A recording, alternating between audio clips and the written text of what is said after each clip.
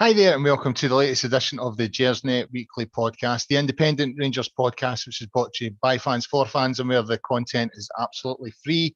It is a bonus preview show here, and we're going to be looking at the Celtic game at Celtic Park tomorrow night. But of course, we can't even think about doing a show without talking about the huge news that came out of Ibrox yesterday. Rangers signing Aaron Ramsey on loan until the end of the season. I don't think anyone seen that coming, and it felt like, Gio was saying a couple of days ago that he felt we would come out the window in better shape than we were when we went into it. I don't think we could disagree with that after the news yesterday. Joining me to talk about everything, as I said, we've got Aaron Ramsey to talk about in the game tomorrow. I've got Alex Anderson. How are you, Alex? I like that pennant in the background. What pennant's that you've got?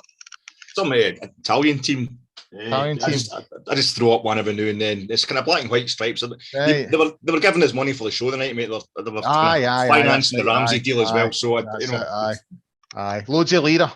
Loads of lira. The best thing about it is we don't need to spend anything. You know what I mean? I love there was a tweet. Somebody put a tweet out there yesterday. Some Celtic fan, Graffy's not saying, yes, this is technically match fixing because they can't afford them. So it shouldn't be allowed. And I'm thinking, big Fraser Forster, how much did Southampton pay his salary? So get it right up, It's really strange. I've never seen. I suppose it's the Twitter age, and obviously we've kind of come back the last few years. Celtic fans have had the kind of upper hand up until the last couple of years. It's the first I've noticed it that real kind of crazy, and obviously Twitter only brings out the crazies. I'm on it quite a lot, So but I've never seen anything like it. It's like, do you realise you're just letting us know how much this annoys you? Do you know what I mean? Suddenly, the whole concept of signing a player equals cheating. I mean, I know. But honest with you, I can't actually see the argument. Apparently, they were talking about in Talk Sport. Adrian Durham has banged this drum for a while. If a team can't afford them, then the team that's loaning them shouldn't be paying any of their salary. And I can kind of get it. But if your own club's done it in the past, you can't be bumping your gums now, mate. You know what I mean? You took advantage of it when Big Herman Munster was there and goal for you. So you'll just have to keep your mouth shut now, mate, and accept it. There's also the thing. I mean, Adrian Durham obviously just kind of shot job. He's looking for hits, isn't he? You know what I mean? He's just at it, and he's worked out in Scotland. What you do is you trigger the Celtic fans by saying Rangers are cheating. You know what I mean? And you trigger the Rangers fans by saying Rangers are cheating by having a laugh. We have a laugh. We love it. You know what I mean? But I think Celtic have been loaning players out. When Celtic had a better squad than us, because we were, basically just back in the top flight, they're loaning players out to every other team that we were playing in the, in the SPFL Premiership. It's kind of Juventus suddenly giving players to. I suppose they're giving players to a team that Celtic are playing. Celtic are playing next, but it's a kind of crazy half-assed way of looking at it. And I think the financial thing is replacing the Masonic thing that we grew up with before 2012. It's just that kind of, don't get me wrong, Rangers fans, we've got our knee-jerk kind of stuff that we throw at Celtic, but I genuinely, I was saying that on Twitter last night, if Celtic sign a big player like Robbie Keane and Roy Keane, any of the Keanes that they signed, we were always kind of like, all right, that's a bit of a challenge. That's, you're a bit, but I'm looking forward to beating them with him playing. Or if they sell a player, you're kind of like, all right, I'm glad he's away because he was quite good, and I hope they don't get too much money from him. Or you were like, oh no, he was rubbish. I'm bad. I'm sad that they're kind of onto the fact he was rubbish. But I never ever kind of thought to myself, no, they shouldn't. That's no fair. That's total cheating that they've signed him. That's not. I don't. It's a sort of off the park version of Nae Hardy's in it. Nae Hardy's big man. You know what I mean? Just soft shots only. It's like you're bringing your big brother down. We know he plays juniors. He shouldn't be playing for it. I know. But it's been good. It's been good to watch the meltdown. And I mean, I suppose we should get on to it. I mean, when I got up yesterday morning, my mate Gary, he texted me on the WhatsApp to say, apparently we're in for Aaron Ramsey, and I was like, nah, mate, I can't see that. And he's like, no, I can't see it myself. So that was about sort of 8, 9 in the morning. But about noon, you're like, oh, this isn't going away. You know what I mean? It seems to, and they're suggesting he's on an airport down south somewhere, Luton, I think it was, and he's got 3 options, and and then he's in Glasgow, and did you see the image of the boy for STV? A big Raman. That's Big Raman. That's what he was a goer. They're standing outside with I'm like, well, this actually looks like it could be on, you know what I mean? And somebody was pointing out, the photographs that the van and the BMW, those were the same vehicles that picked up Gio and he arrived at the airport. And then by like 2, 3 o'clock, you're like, this looks on, this looks like it's happening. And then by 9 o'clock, you're like, oh no, nothing's been announced. Oh no, we're gonna have real egg in our face. So it was great when they officially announced it, and I suppose the only thing I can ask you is what kind of signing is this? One thing I'm going to say, but before I let you come in, I'm not having this the biggest signing for Gaza. I think that's very disrespectful to Ronald de Boer, I have to say. But it's as big a signing as we've had in a good number of years.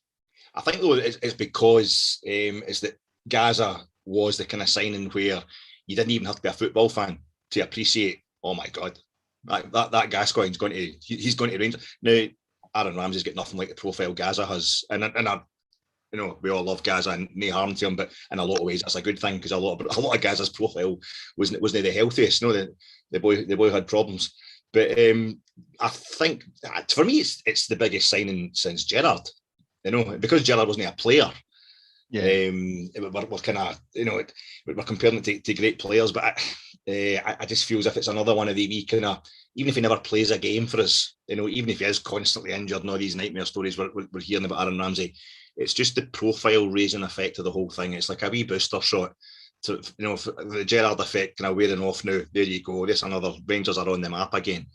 And I just the bit I loved was just seeing Ross Wilson's face poking behind that beautiful door in the main stand because he's had a beautiful window. You know what I mean? He's just loving the fact he's Il Padrino. He's kind of pulling the strings and all that, just making it happen. I just thought, you've pulled it out the bag, Ross, because let's not kid ourselves. The knee jerk loyal, of which I'm a fleeting member every time we drop points, we're kind of cussing Wilson upside down on Saturday night. And I think he's pulled an absolute blinder for me. I mean, up until Friday, even up until before we signed Diallo, for me the best news was Tunisia beating Nigeria in this window. It was Tunisia beating Nigeria, and Scotty Arfield announcing that he retired if he played for Canada.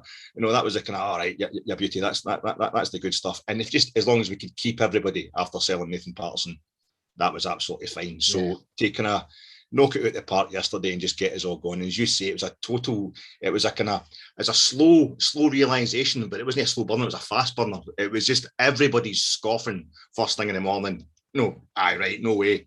And I mean, I'm talking about Rangers supporters here. Yeah. Celtic fans are still scoffing. It hasn't happened. But it was when chocolate legs are calling them now, isn't it? It'll never amount to him. But it's when I saw Big Raman, and the panic in that guy's eyes, I felt heart sorry for him. He's up against that fence somewhere in Paisley trying to get this shot with his wee camera. I felt heart sorry for him. He's always so laid back, Raman. I was in a press conference, a Scotland press conference once. It was the day Craig Brown packed it in. The Scotland manager would just beat Latvia in a kind of meaningless qualifier. And Big Raman was there, and he's the most laid back journalist I've ever seen in my life. He was talking to Craig Burley, and he's holding the dictaphone with one, and he's just asked a question. What do you think of the game, Craig? And he wasn't even listening to the answer. And I thought he's just a chilled out, laid back entertainer. And then I saw him yesterday, and I thought, my God, that guy's this must be a hot lead. He's under P. He was panic stricken, and no wonder it's the biggest signing we've had for years. And the whole of the Scottish Premier League obviously will be delighted that once again we're raising the profile of our domestic scene. Yeah, well, I mean, this is something I was kind of wanting to talk about, because it has. I mean, Sam Wallace in the Telegraph done a big piece on it, sort of going on about how incredible the deal is, and how well Ross Wilson had done in getting that. And it has increased the profile. I don't know if you've seen this Twitter account, mainly Oasis, is right, and it's just this guy. I think he's maybe our age, late 40s, early 50s kind of thing, and he just tweets about Oasis, right? But even he yesterday said, well, that's some signing Rangers have made, eh? And a Celtic fan came in and went, unfollowed. And he's like, couldn't give a fuck, mate. You know what I mean? Fuck off. Honestly, I was pissing myself reading it. Honestly. Well, that's what I mean. You're saying about about Ronald de Boer and that. Some of the signings we've had that football fans will totally know that is heavy duty. That's a cracking signing we've made there. But when you think, so obviously, Aaron Ramsey fits that bill. More akin to a de Boer than maybe a Gascoigne, because he's not got quite the kind of tabloid profile. But mate, it was just, we've got that wee bit. Seen it, our main stand's beautiful. That's the thing. The poor Polish boy, he's got the tradesman's entrance. Yeah. Per Matthias, he's getting the up at Auchenhowie, thinking this is a businessman. I'm getting the big welcome here, and then he sees Aaron Ramsey's getting to use the main doors at one of the most beautiful stadiums in the world, like Clark Kent uses the phone box. He goes in there with the kind of the wee sports jacket on, the nice wee shirt, and he comes out with the jersey on like Superman, taking the acclaim. And I just noticed some of the camera angles were showing the wee key pattern on the mosaic in the front step. There was like a mat down, I noticed, covering up. Don't care how big you are, Aaron, you get your feet wiped, son, before you get in here. You know what I mean? Standards, Bill's food standards. But I was just thinking, it's quite a kind of, I forget, because it's all Art Deco inside, and the fixtures and fittings, all the kind of oak panel and all that. It's a kind of neoclassical design, the main stand, the kind of pillars and what have you. And outside, and I just thought, it's Italian. It's a kind of like, it takes you back to it's got Italian revival. And I thought, Gaza, it's reviving us. It's us back to the days where we could sign somebody for Serie A as soon as well, even been announced in the kind of, with the oak panel and about them, and the kind of Art Deco fixtures and fittings. That it was just that kind of magic moment. You thought, I know we like to think winning the league title was us properly back, but it's an ongoing process. This was another one of these moments. You just felt like, we're proper Rangers again. On Ross Wilson, you would have to say he's pulled a rabbit out the bag here, and I think, and certainly in the last year, you would have to give him a lot of credit in his wheelings and dealings. Oh God, I think there's somebody follows me, and she'll have to forgive me. I can't remember the lady's name. Follows me on Twitter, and she just basically put a wee thing up saying how Ross Wilson, he's just kind of phoned up Juventus and said, "Nah, we've not got a signing on fee. Nah, we don't. We're not going to pay. We're not going to pay. Not going to give you any money for that. Come on." She's like, "Come on," and I'm like, "Fuck." Seeing his says are that gala. See, you've got the brass neck. What the hell? Have him. That's what it's like. I like that. Ross Wilson. I don't have Rangers TV except for when I have to have it for watching the Rangers games we can't get into. So I maybe don't see the interviews that he does, that other Rangers fans will see. But I remember watching him at the recent AGM, and he's kind of chewing up the scenery with his enthusiasm for everything. You're thinking, be a great guy to go for a pint, because all Rangers fans are interested in is, who are we going to sign? That's what it'd been. What are we doing in the transfer market? Who are we going to bring in? But you think there's going to come a point where you're out for a pint with him where you'll be like, aye, right, Ross. I'm sure the Fluminense under 15, the coaching system has had a big part to play in their 1963 Rio Championship or whatever. Can we just talk about, Boris Johnson or something? Yeah. I'll tell you one thing. If he's one on a board, mate. He's delivering. He's delivered. Yeah. If you were to go for a pint, his hand would never be in his pocket. You know what I mean? Because he just seems to have that sort of ability. He just come out, he deals with, actually, my wallet's untouched and everything's on you. I have this image of him sort of like Arthur Daly, with Terence McCann behind him, sort of, come on, it makes sense. But in terms of the window, and what Gio said, we would be in better shape coming out of it than we were going into it. Would you agree with that now? I think, when Nathan Patterson left, there was a sort of feeling, we need to get players in, and you started to see some real anxiety, and especially in social media and stuff like that. But I would say the last 3 or 4 days has, there's been a lot of movement, ins and outs, obviously. And it feels that we are, if you think we've replaced Barker with Diallo, and we've replaced, who's the other boy that went out? Bacuna. We've replaced Bacuna with Aaron Ramsey. Aye. You know what I mean? That if you put it in that sort of context and in those terms, that is a decent window, I would say. especially Colin, when the thing that we were most focused on was keeping what we've got. You know, I still say that was the thing we're most scared of, was that we would lose more than Nathan Patterson. You know, we could, you know, Barisic, you know, Kamara. I was thinking Glenn Kamara, older viewers, you know, Bob Paisley always talked about Ray Kennedy. You know, that we've just lost recently. You know, the great Ray Kennedy of Liverpool. I remember Bob Paisley saying that in an interview. He was the guy we get most inquiries about. You know, and he was never the kind of seen as the most kind of, you know, high profile player in that great Liverpool team in the 70s and 80s. But I feel as if Glenn Kamara's kind of our Ray Kennedy. You know, I think most coaches would be watching him. He was a guy I always expected to go, because he would be affordable. I think, you know, because Rangers would always look at the fact that it was 50 grand.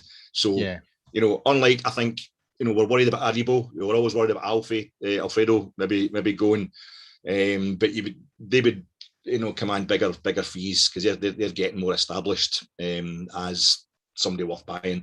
But I always worried we would lose Glenn Kamara, but we've lost none of these players. And even I think getting in the young Polish chap as a backup for Tav, just to kind of say that was almost like a finishing touch. You know, we've done the big stuff at the front of the house. We're just kind of, you know, tidying up the back door and all that now as well. It was just that was nice. I would maybe have liked to have had Suter in.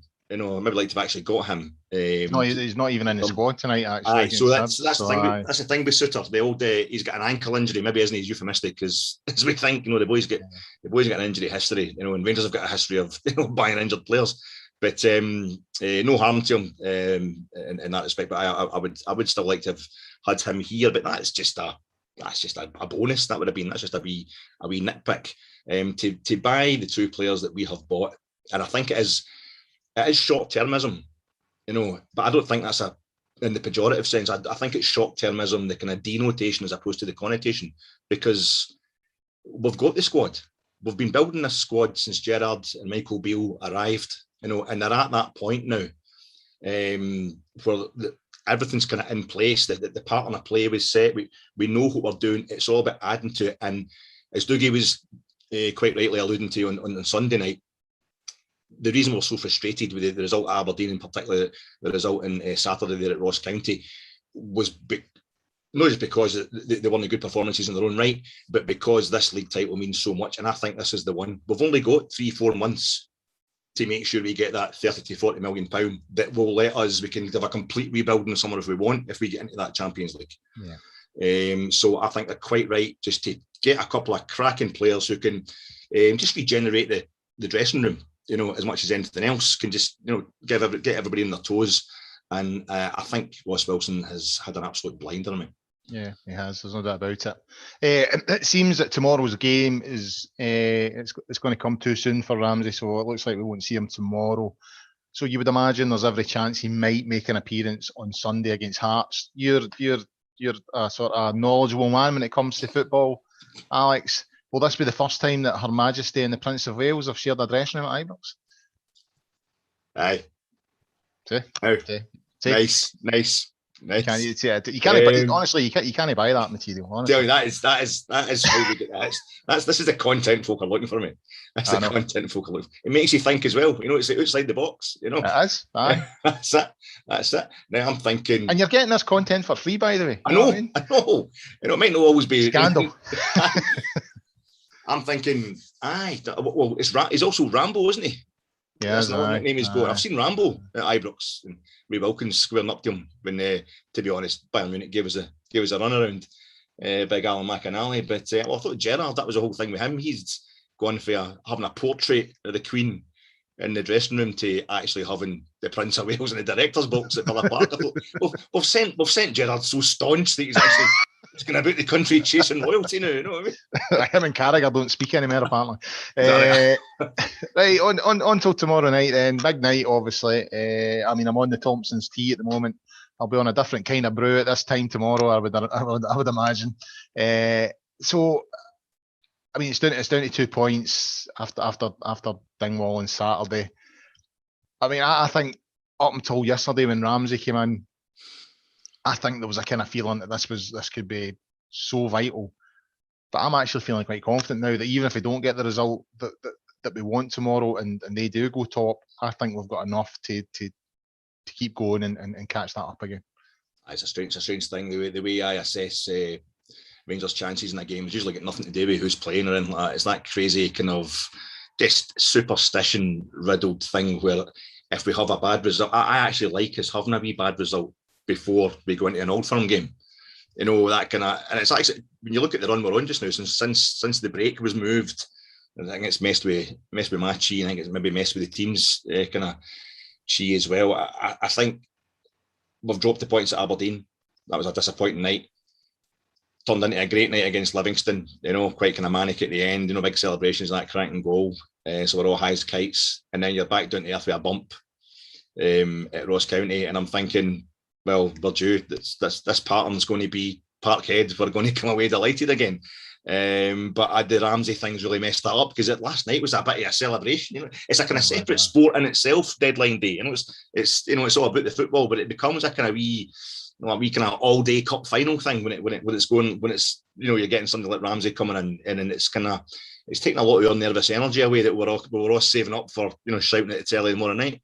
But the Rangers players are only going to be balling their backsides about that.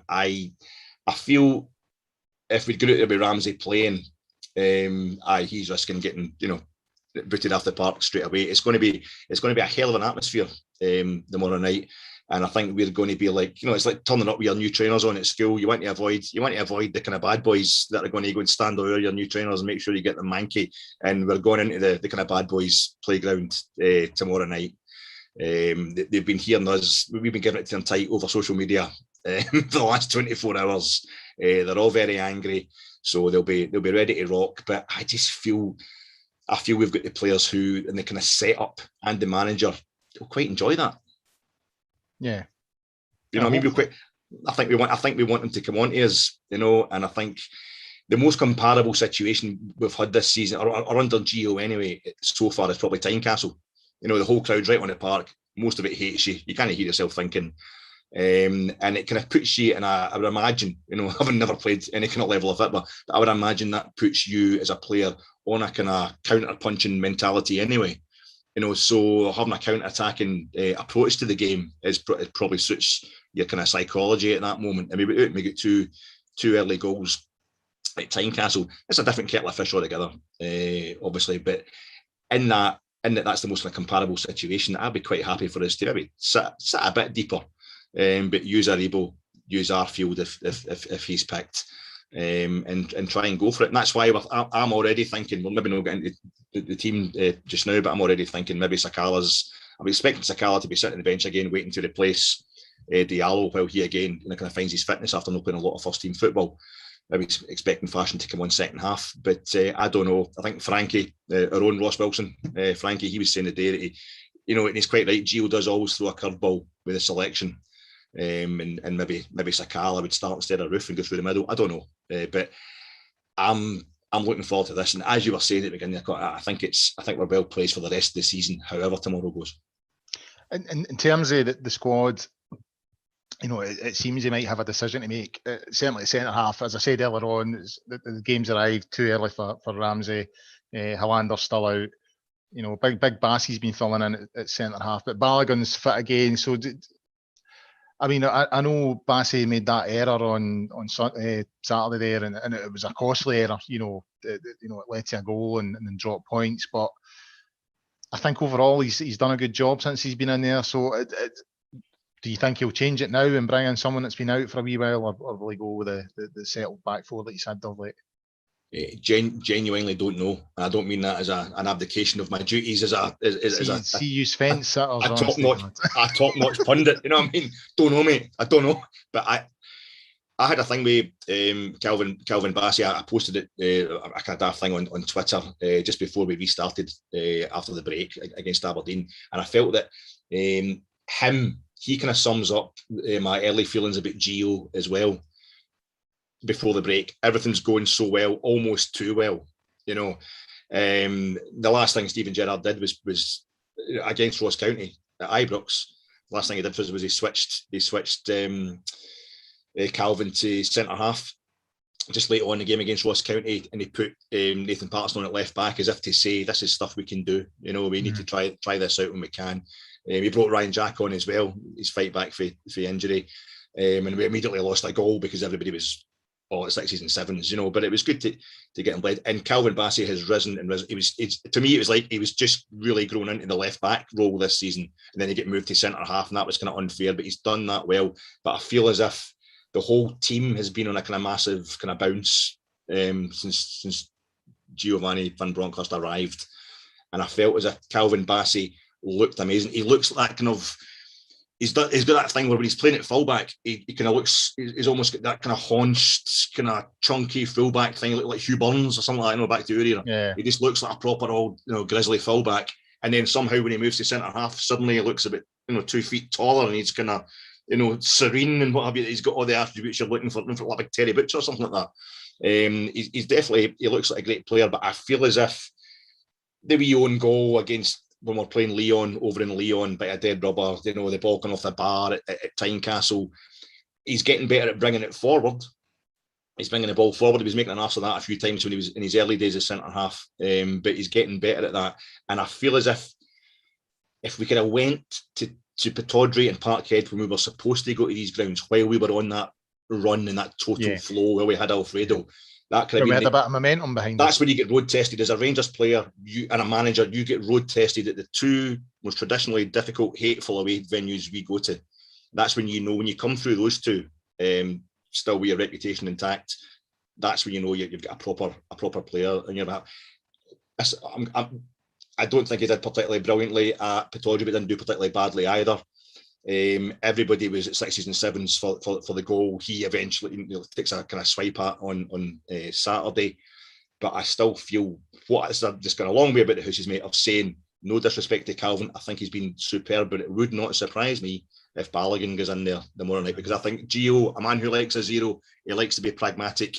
He'll like experience as well, and I think he's bursting for an excuse to drop Calvin for a more experienced centre half. I think as well, when you were talking there about some of the incidents he's been involved in, especially stuff at Tynecastle, I remember watching that thinking positionally at times he's just a yard or two on the wrong side of things. So maybe Balogun will come in tomorrow. One person who definitely won't be there tomorrow is Alfredo Morelos, which is obviously frustrating when you give it. I think Colombia had 12 subs the other night, and it wasn't one of them. It's just terrific. You get called up to the other side of the planet and no even feature in the squad when he could have been playing for us is frustrating. But it is what it is. You just need to take that in the chin. But do you think he'll be a miss, or do you think we'll have enough with Roof and Sakala to cover that? I hope by the end of the game we're all thinking to ourselves, thank God Alfie wasn't playing, because he'd be in about them, taunting them so badly that he'd be getting suspended for 4 or 5 games. It was the kind of, if everything goes well tomorrow night, you'll feel terrible for Alfie because he's not there to get it up. But 60,000 Celtic fans having a proper go at him the whole game. He's always a miss, Colin. I'm always miss Alfredo. I think he's absolutely vital to everything that we do well. And he's really enjoys playing against Celtic. He gets a bit wound up at times, but it's because of just sheer enthusiasm that he has, and he absolutely loves it.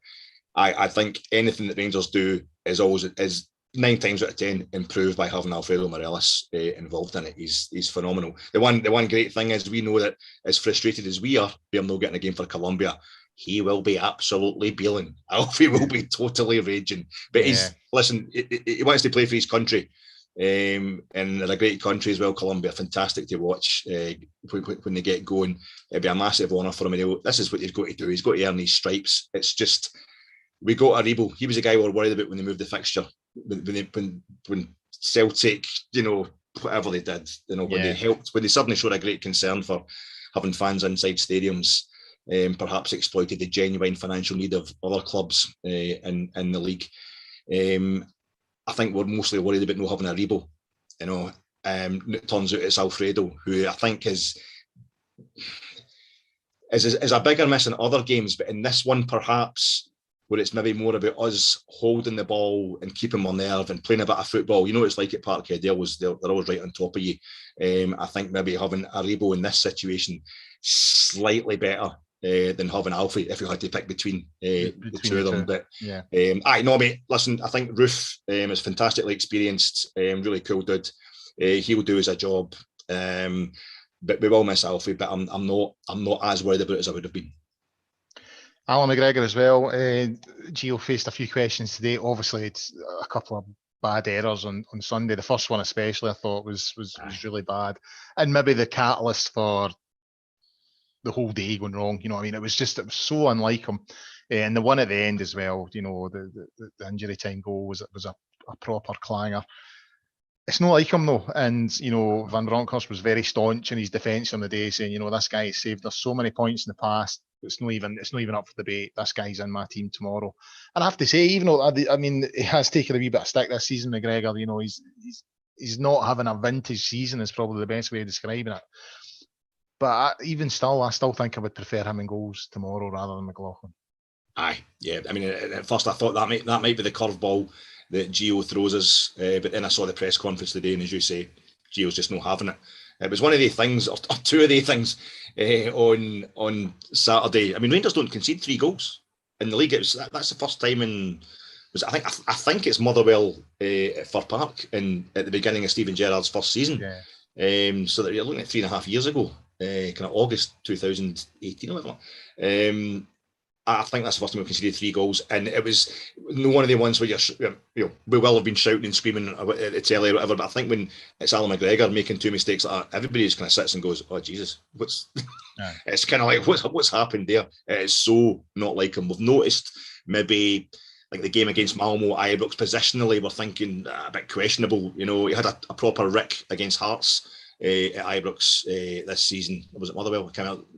We dropped points anyway, and Griggs was definitely to blame for the way the goal was scored. But I still think our general problem this season has been no scoring enough goals, as opposed to losing them. You know, that's an interesting point, because I mean, as you've pointed out there, it's been so long since Rangers have conceded 3 goals.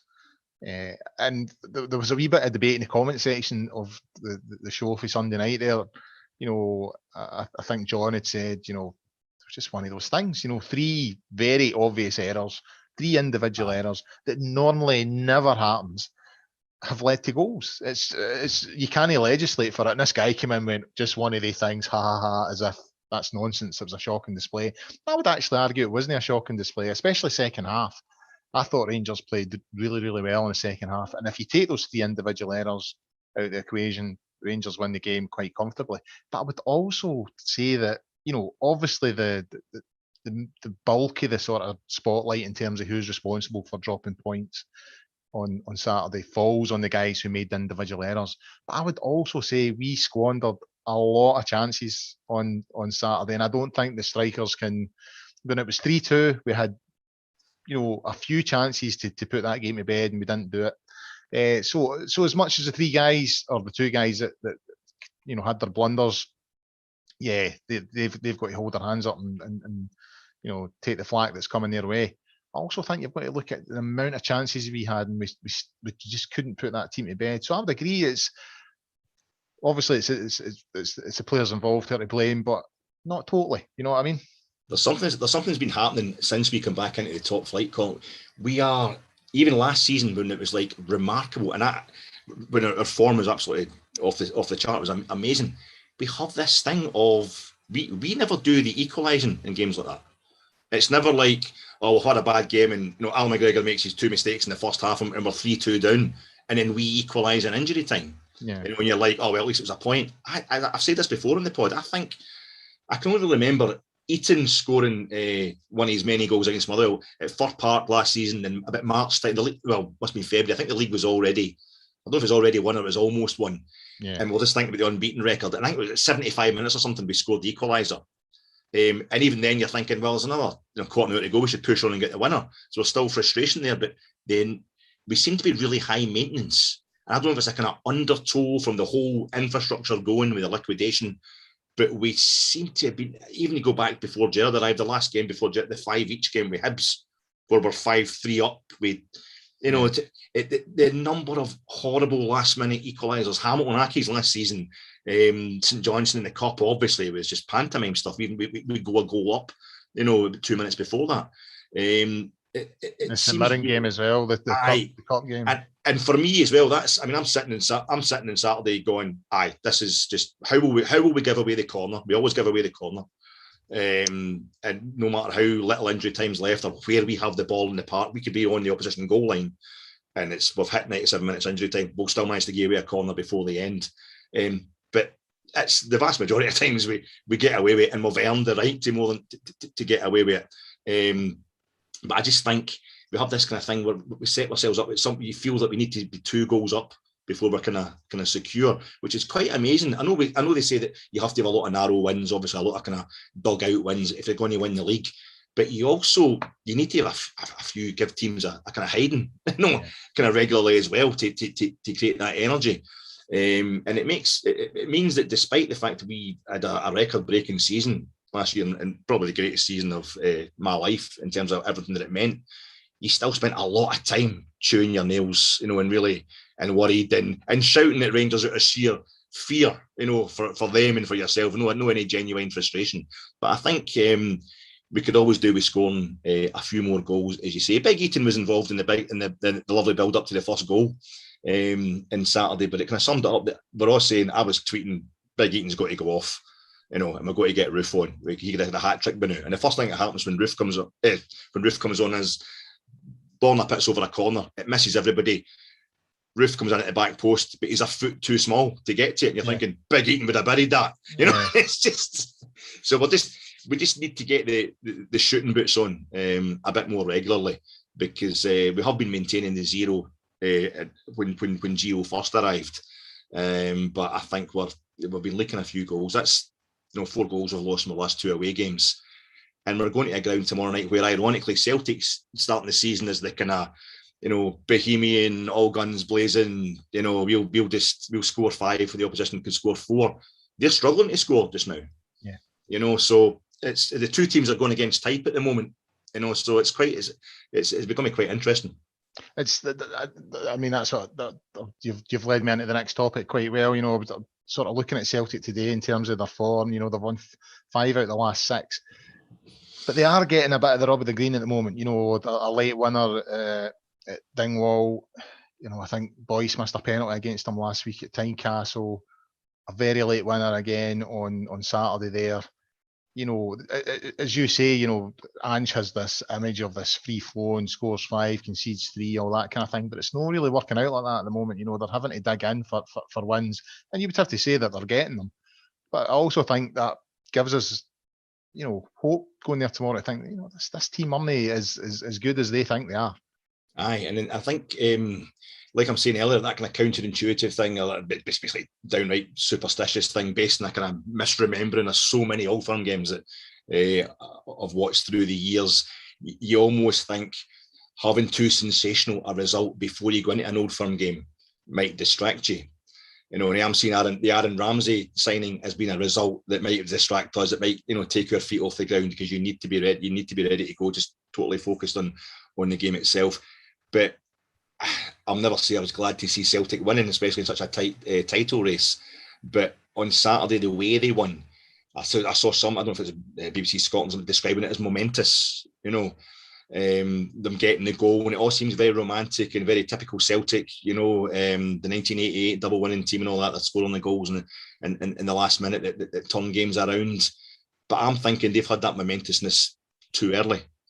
They want to be having the momentous moment tomorrow night, and I don't know if it's tomorrow night. We could, by the end, I can imagine everything happening tomorrow. I can imagine us getting hammered. I can imagine us hammering them. You can imagine every possible scenario. But it wouldn't surprise me if after the game tomorrow night, it feels like, Rangers, they're the champions. They're the team that are on top just now. Celtic aren't just ready yet to go top of the league. But even in saying that, I'm immediately thinking I'm tempting fate. Final point, no Bears in there tomorrow, given the whole COVID thing. Do you think it'll have a big impact? I mean, when it comes to the games at Ibrox, I have to say I don't miss them that much. I quite enjoy the fact that more Rangers fans are getting into these games. But I must admit, when it comes to the away end, my first away game at Celtic Park, following Rangers in an Old Firm game, sort of 89. It might have actually been, in fact, I think it was the day Maurice Johnson played for the first time for Rangers against Celtic. I can't remember. I don't think I was at a game before that at Celtic Park. And, there's 20,000 of you behind that goal. And if it really, I mean, for an away support to take like 20, 25,000, whatever it was, it felt like an invasion. Do you know what I mean? Thousands of you, and then it comes down to like 7,000, and then it's down to the 800, and then it's nil. And I think of my son, because I think I'd have been about his age now. I think I was about 16 when I went to my first away game at Celtic Park. And it felt like a rite of passage. It felt like the next step in your Rangers supporting journey. You go to a home game, you get to an Old Firm game, you go to a cup final, you go to an Old Firm game away, you do a European trip.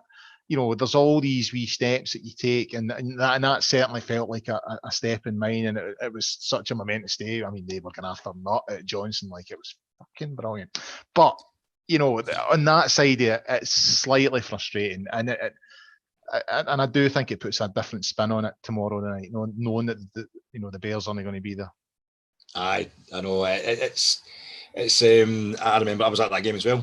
Maurice Johnson's first game at Parkhead after signing for us. I was right down the very front, kind of centre, which, as you remember, was a terrible view. I was kind of front, but towards the corner flag. The main stand. The jungle, the other side, on that side. I do remember one story. I wrote a blog about this actually. As after the game had finished and I was leaving, do you mind that in the old Celtic Park, the pie stalls were at the back, right at the top of the terrace, right? As I was walking up, this is a true story, right? I absolutely swear on my kid's life, this is a true story. There was two lassies behind the counter at the pie stall, and as I was walking up, I just shouted, "Super Mo!" and they went, "Fuck off, you orange bastard!" and slammed the shutters down. I was like, "Oh, stinging critique." If they'd shut the pie stalls on me, that'd be done. That's the best way to get at me. If they want to get revenge on me. I'll tell you, when I threw away my scarf at Parkhead, I was only 16. It was a New Year's game in 1985, I think. This was just before Souness arrived. This is Jock Wallace's second tenure, and things weren't going well. And I was just at that age where you're going to see Rangers home and away every week. I think I missed a midweek game at Pittodrie or something. Was the only game I'd missed all season and that kind of thing. And I was with my pals. I went up the back of the Rangers end, and it was Paul McGugan, I think, scored the first goal for Celtic in the first half. There's a blast. He ran up to us and he got down his knees and he blessed himself and he really enjoyed it, And in the second half, I think it was Peter Grant made it 2-0. He's up at the jungle going crazy. And I was just like, no, try to keep it in. Don't give them don't let them know that you're bothered, And it's hard to remember.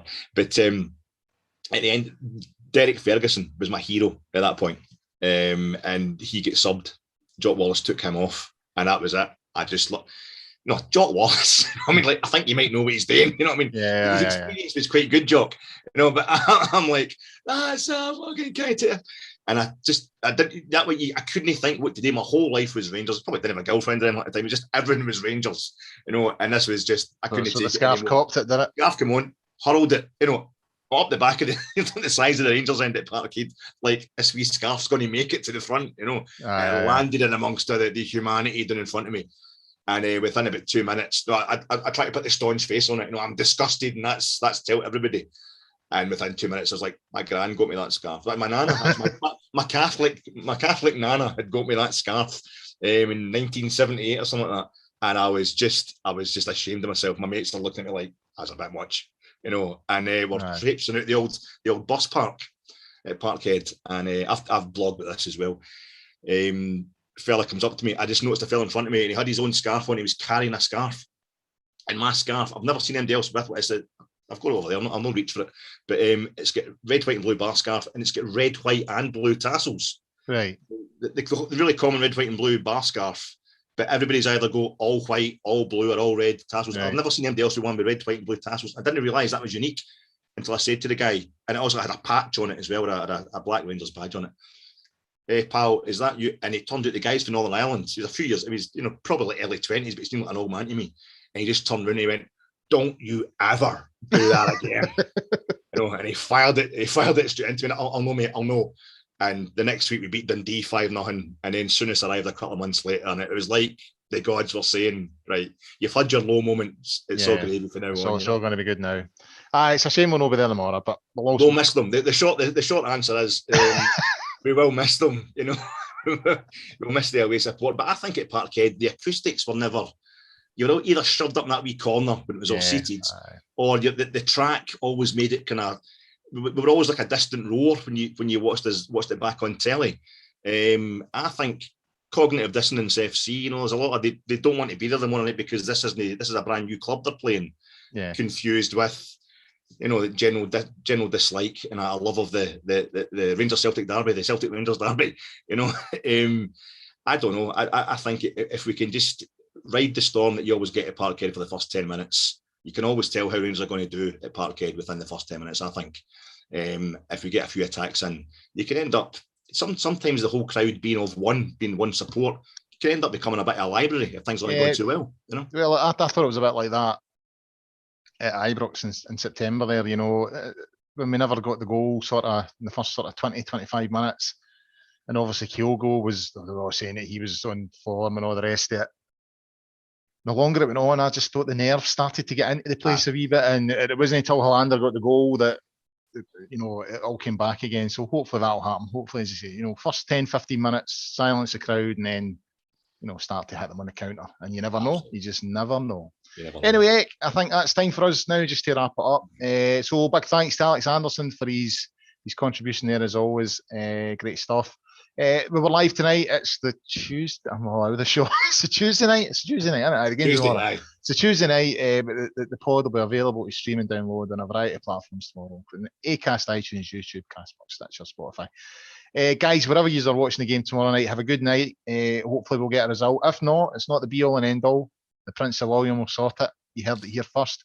And so we'll get a show out on Friday. I think we're trying to get one out on Friday for the Hearts game, and obviously we'll be back on Sunday night as well to cover that.